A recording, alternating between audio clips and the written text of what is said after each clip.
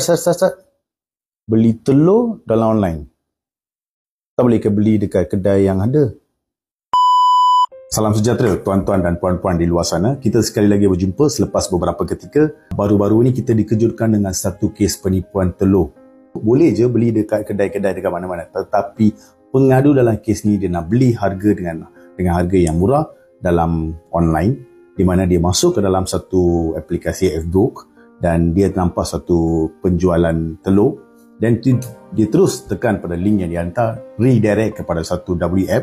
Kita panggil WF lah kalau tuan-tuan faham apa maksud WF. Dan selepas tu salah seorang individu dalam app tersebut meminta pengadu untuk tekan pada link tersebut untuk urusan. Dan apabila pengadu tekan saja pada link tersebut, mendapati telefon bimbit dia telah blackout. Blackout bermaksud memang padam terus lah. Padam terus, dan pengadu apabila cuba untuk tutup dia punya handphone dan dia buka balik, mendapati nombor telefon dia bersama dengan WhatsApp tidak boleh diakses.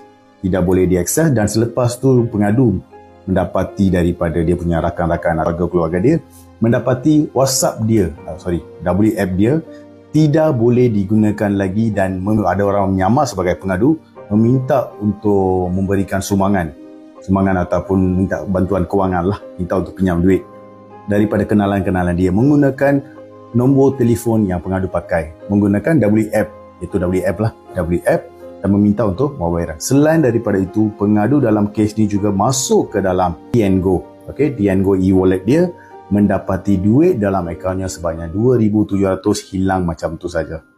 Dan baru-baru ni bukan kes pasal telur saja, ada juga kes-kes menjual beli kuih muih dalam talian pun macam ni juga cara yang digunakan. Dan selain daripada tu, baru-baru ni kita dikejutkan dengan STR, sumbangan tunai ramah, di mana ada pihak daripada kerajaan menghantar link tersebut untuk pengadu membuat serupa macam ni juga, dan akhirnya mengalami kerugian. Bukan kerugian saja, di mana pengadu punya WhatsApp tidak boleh digunakan, tidak boleh diakses, dan ada orang menggunakan nombor telefon dia dan WhatsApp WF pengadu ni untuk meminta duit daripada kenalan-kenalan dia.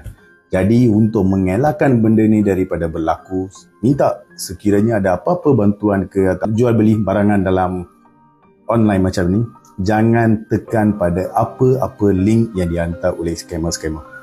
Be smart, stay alert. Thank you very much for listening.